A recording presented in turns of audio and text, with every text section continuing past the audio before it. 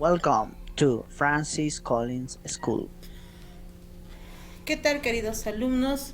El día de hoy empezamos una nueva semana y hablamos acerca de el agua, ¿no es cierto? Vamos a recordar acerca del agua en nuestra área de ciencia y ambiente. Vamos a hablar ahora de un tema muy importante. Ya habíamos hablado acerca de que era el agua, ¿no es cierto? Que estaba formado por dos moléculas de hidrógeno y una de oxígeno. De dos moléculas de oxígeno y una de hidrógeno. Habíamos hablado que también el agua cumple un ciclo, ¿no es cierto? Y también que está en tres estados en el ambiente, que son sólido, líquido y gaseoso. Bien, ahora el día de hoy vamos a hablar acerca del cuidado del agua. ¿Cómo cuidamos nuestra agua?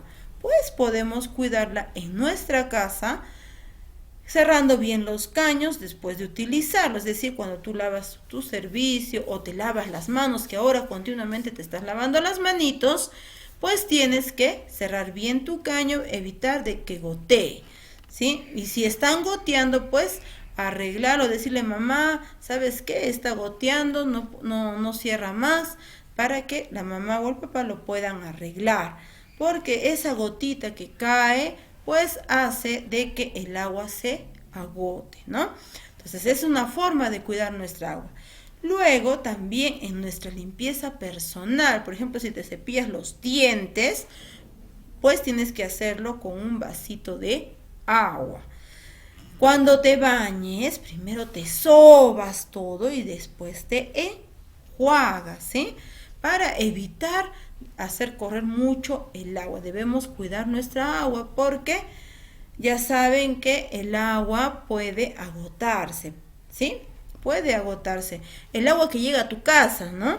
Puede agotarse porque si continuamos utilizando el agua sin cuidarla, pues se va a acabar en los sitios donde está pues almacenada, ¿no? En los reservorios. Entonces después no va a haber pues agua pues para todos. Y va a tener que racionalizarse obligatoriamente, ¿no? Entonces tienes que cuidar el agua.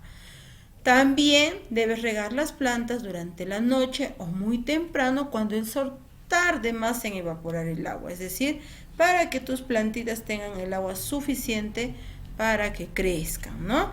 Entonces también cuando lavan los papitos, su automóvil, los que tienen, evitar hacerlo con manguera porque gastas más agua, ¿no? Con un baldecito suficiente para poder limpiar nuestro carrito, ¿no? Los que tienen su carrito. Y cuando tires de la cadena del inodoro, tienes que hacerlo pues con cuando es necesario y evitar echar papel al inodoro porque eso contamina también el agua, ¿sí? Porque recuerda que las aguas servidas van a llegar pues a nuestros ríos, a nuestros mares, y entonces eso hace que se contamine, ¿no? Fíjense también, por eso vamos a hablar, como estamos hablando del cuidado del agua, vamos a hablar cómo debemos también evitar su contaminación. ¿Cómo evitamos? Fíjense, a ver, ¿cómo es la contaminación? ¿Sí? Esto, por ejemplo, son las aguas servidas, ¿no? Que vienen de nuestros caños, de lo que lavamos. Pues tiene que ir, pues, agua que pueda disolverse. Pero si tú le envías, pues, toda esta basura, imagínate cómo contaminas. Igualmente, cuando tú tiras una botella al suelo, a la calle, esa botella va a llegar justamente a estos acueductos que hay pues por ahí por las calles y luego va a ser pues llevada hacia el mar y en el mar pues mira cómo está contaminando todo, ¿sí? Igualmente las industrias contaminan pues con el petróleo.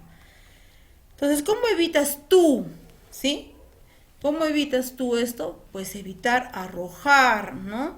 Desechos a los ríos, mares, lagos, ¿no? Grandes cantidades de residuos son arrojados diariamente a estas grandes masas de agua. Entonces las sustancias que contienen estos residuos se disuelven en el agua y ocasionan la muerte de muchos peces y otros animales. Ustedes creo que han visto muchos videos acerca de cómo animales como las tortugas, todo son atacadas pues con estos residuos que están en los mares, ¿no?